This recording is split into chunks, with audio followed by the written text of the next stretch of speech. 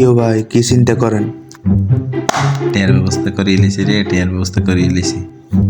এবার সোজা আরব দেশে চলে যাই। আর দেশে চলে যাবেন? আর দেশে কিলে আই যাবেন? বিজনেস করুম। কি বিজনেস করবেন ইয়ানে? তোরে কইতেন না তুই ব্যাকের কাছে আড়ি আড়ি লাগাবি। কোন আমরা না কোন? চুপ, তোরে কইতেন না, তোরাই বালা করেছিস। এটা কোন অনেক কোনো সমস্যা নেই। না তোরে কইতেন নয়। আরে কোন আমরা কেমন তো না? হুন তুই জানে তোবার করে গেছ, তোরে কই কোন আরব দেশে যাইম, হিন্তন জমজম কর হানি আনি আঙ্গ বাংলাদেশের মধ্যে ব্যবসা করুম। কিল্লে ব্যবসা করবেন আনে? এত মানুষ এত টাকা দিয়ে যায়, কিল্লে আপনি ব্যবসা করবেন? বহুত কষ্ট করে এত যায়, ব্যাংকের টাকা পয়সা দিয়ে যায়, আপনি কিল্লে ব্যবসা করবেন?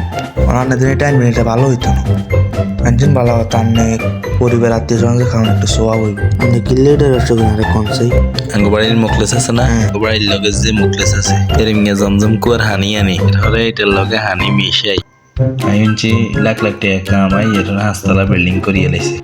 আয়নতে কিচ্ছু করতে পারেন না, ট্রেনের ঘরে অনহড়ি দিছি। এত করুক, থাকতো না, আল্লাহ দেখছে না, থাকতো না আল্লাহ। যাক ভাই, তুই আর বুলগান ধরাই দিস। আসলে এই কাজ করা উচিত না, বুঝছো? তুই আর বুলগান ধরাই দেয় না, বুঝছি।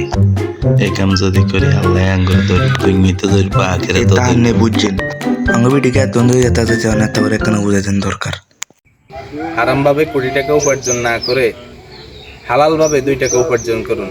এটাই আপনার আখিরাতের শান্তি এবং দুনিয়ার শান্তি। এটা বেছে না নিয়ে সঠিক পথটা বেছে নেন, তাহলে জীবনে অনেক উন্নতি করতে পারবেন, অনেক সুখ শান্তি পাবেন।